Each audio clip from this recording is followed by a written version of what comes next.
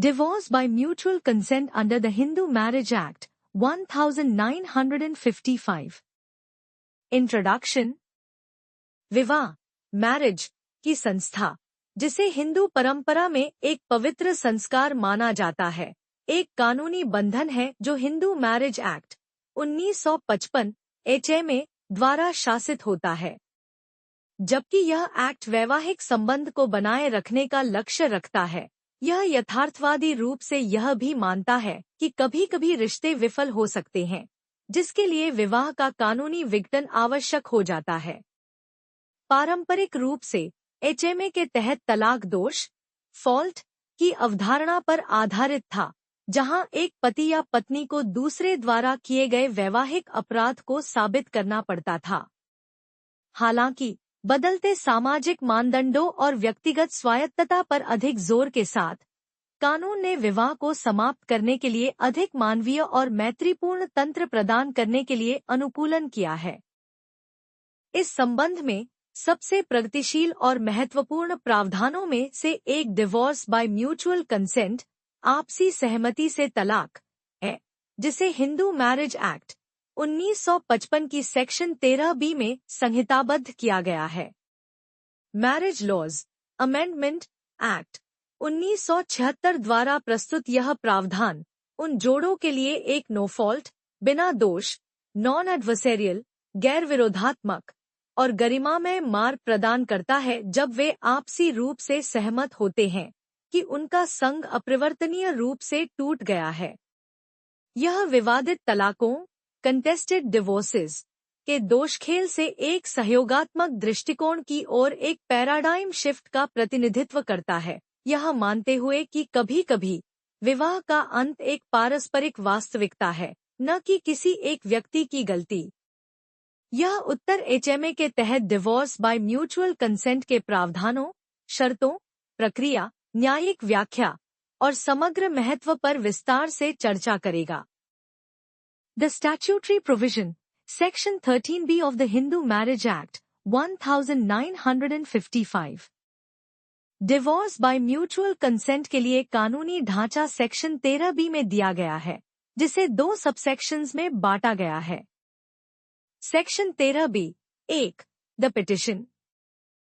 Subject to the provisions of this act, a petition for dissolution of marriage by a decree of divorce may be presented to the district court by both the parties to a marriage together, whether such marriage was solemnized before or after the commencement of the Marriage Laws Amendment Act 1976, 68 of 1976, on the ground that they have been living separately for a period of 1 year or more, that they have not been able to live together, and that they have mutually agreed that the marriage should be dissolved. Section 13B 2. The procedure. On the motion of both the parties made not earlier than 6 months after the date of the presentation of the petition referred to in subsection 1, and not later than 18 months after the said date, if the petition is not withdrawn in the meantime, the court shall, on being satisfied, after hearing the parties and after making such inquiry as it thinks fit, that a marriage has been solemnized and that the averments in the petition are true, pass a decree of divorce declaring the marriage to be dissolved with effect from the date of the decree. ये दोनों subsections मिलकर पूरे कानूनी ढांचे का खाका खींचते हैं। पिटिशन, याचिका, दाखिल करने से लेकर फाइनल डिक्री, अंतिम आदेश, पारित होने तक। वे उन आवश्यक शर्तों की रूपरेखा तैयार करते हैं, जिनका पालन किया जाना चाहिए और उस प्रक्रियात्मक समयरेखा का भी वर्णन करते हैं, जिसका पालन करना आवश्यक है। Essential conditions for a divorce by mutual consent. Section 13B के तहत एक पिटिशन के सफल होने के लिए पक्षकारों को अदालत को यह संतुष्ट करना होगा कि कुछ अनिवार्य शर्तें पूरी हो गई हैं। ये शर्तें इस प्रावधान की नींव हैं और यह सुनिश्चित करती हैं कि इसका उपयोग हल्के में न किया जाए। A valid marriage. सबसे पहली और सबसे महत्वपूर्ण शर्त यह है कि पक्षकार हिंदू मैरिज एक्ट 1955 के तहत एक कानूनी रूप से विद्यमान विवाह में हों। यदि विवाह ही वॉइड, नाममात्र का या वॉडेबल, रद्द करने योग्य पाया जाता है तो अदालत डिक्री, आदेश नहीं देगी।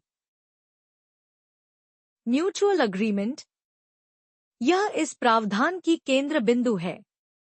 तलाक पति और पत्नी के बीच विवाह को भंग करने की आपसी सहमति पर आधारित होना चाहिए।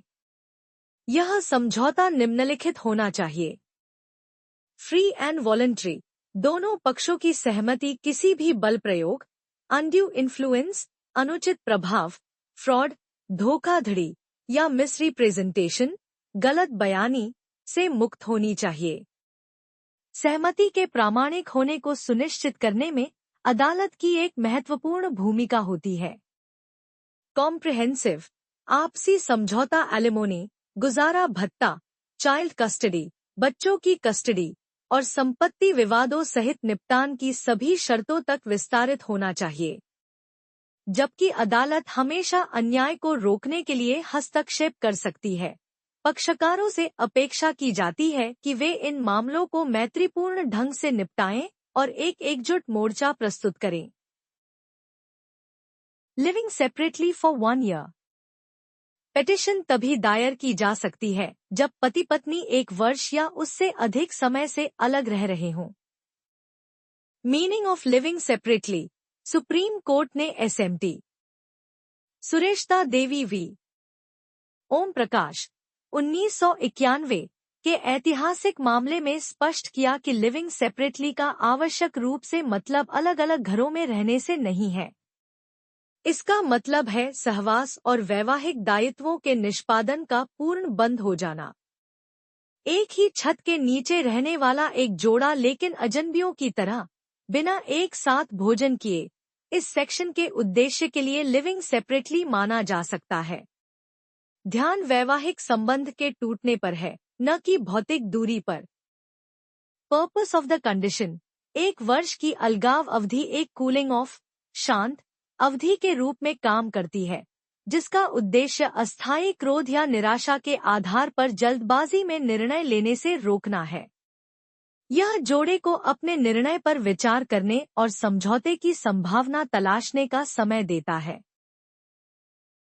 Inability to live together, petition में यह बताना होगा कि पक्षकार एक साथ नहीं रह पा रहे हैं। यह क्लॉज विवाह के अपरिवर्तनीय रूप से टूटने की वास्तविकता को स्वीकार करता है। दोष निर्धारित करना या क्रूरता या परित्याग साबित करना आवश्यक नहीं है। यह तथ्य कि वे सहवास नहीं कर सकते हैं पर्याप्त है। 3. The procedure for obtaining a divorce by mutual consent. Mutual consent divorce की प्रक्रिया एक बहुस्तरीय प्रक्रिया है जिसे अदालत को पक्षकारों, विशेष रूप से पत्नी और बच्चों के हितों की रक्षा करने के लिए पर्याप्त अवसर प्रदान करने के लिए डिजाइन किया गया है। Step 1. Filing of the joint petition, first motion. पति और पत्नी को उचित फैमिली कोर्ट या डिस्ट्रिक्ट कोर्ट में एक संयुक्त पिटिशन दायर करनी होगी। पिटिशन में निम्नलिखित विवरण होने चाहिए। विवाह की तिथि और स्थान, विवाह से पैदा हुए किसी भी बच्चे के नाम और आयु, एक बयान जिसमें पुष्टि हो कि पक्षकार कम से कम 1 वर्ष से अलग रह रहे हैं, एक घोषणा कि उन्होंने आपसी सहमति से विवाह को भंग करने का फैसला किया है। एलिमोनी, परमानेंट एलिमोनी, स्थायी गुजारा भत्ता, चाइल्ड कस्टडी और लिटिगेशन कॉस्ट्स, मुकदमेबाजी खर्च के संबंध में प्रस्तावित निपटान की शर्तें। पिटिशन पर दोनों पक्षों और उनके रिस्पेक्टिव एडवोकेट्स के हस्ताक्षर होते हैं। Step 2. First appearance and court scrutiny. Petition दायर होने के बाद दोनों पक्षों को सुनवाई के निर्धारित तिथि पर अदालत में पेश होना होगा। अदालत एक इंक्विसिटोरियल, जांचात्मक भूमिका अपनाती है। यह कभी कभी अलग अलग और कभी कभी एक साथ पक्षकारों की जांच करती है ताकि यह सुनिश्चित हो सके कि दोनों पक्षों की सहमति जेन्युइन, प्रामाणिक है और बल, फ्रॉड या अनड्यू इन्फ्लुएंस द्वारा प्राप्त नहीं की गई है। निपटान की शर्तें विशेष रूप से पत्नी के मेंटेनेंस और बच्चों की कल्याण के संबंध में फेयर, न्यायोचित, जस्ट, उचित और रीजनेबल, उचित है।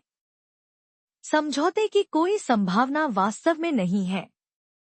यदि अदालत प्रथम दृष्टया संतुष्ट हो जाती है, तो वह दोनों पक्षों के बयान दर्ज करती है और एक प्रथम आदेश, फर्स्ट ऑर्डर डिक्री, पारित करती है, जिससे पिटीशन को औपचारिक रूप से स्वीकार कर लिया जाता है। Step 3, the mandatory cooling off period. Section 13(b)(2) के अनुसार पहली मोशन के बाद अदालत तुरंत तलाक नहीं दे सकती।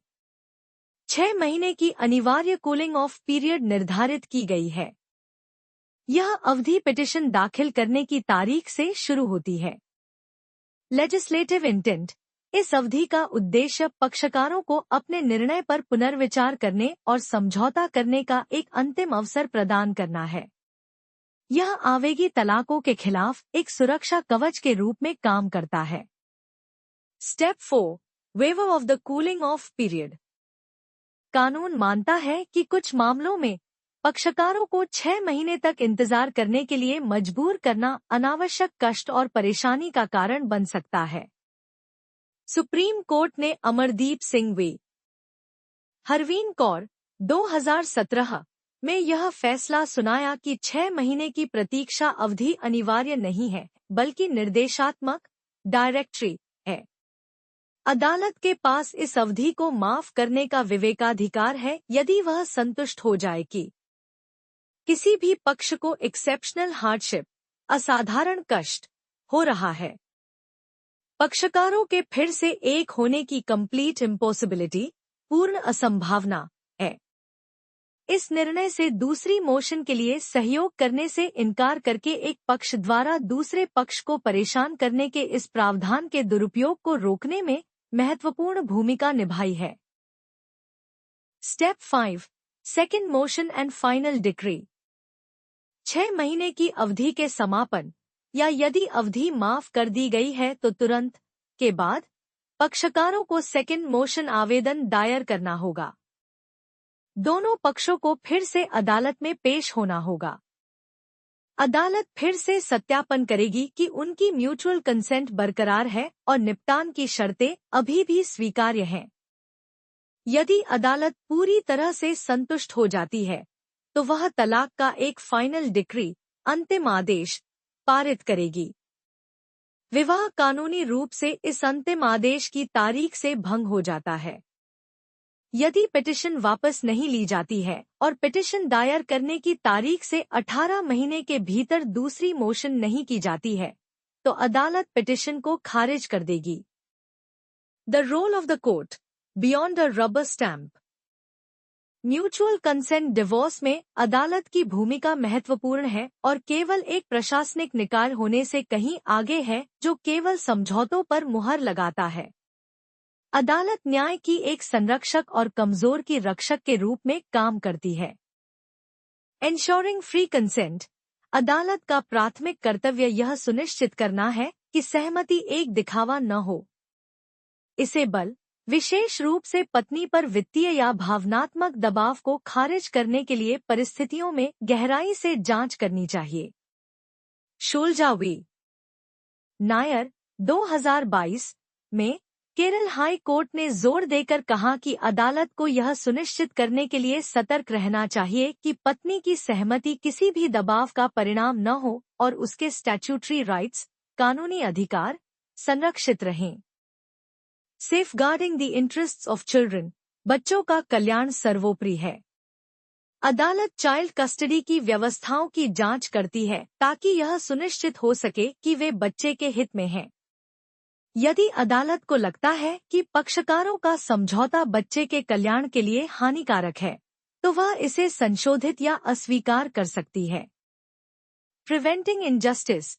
अदालत को यह सुनिश्चित करना होगा कि एलिमोनी और संपत्ति के संबंध में निपटान फेयर है और पत्नी को वित्तीय रूप से कमजोर स्थिति में नहीं छोड़ता। एच. Luhar we.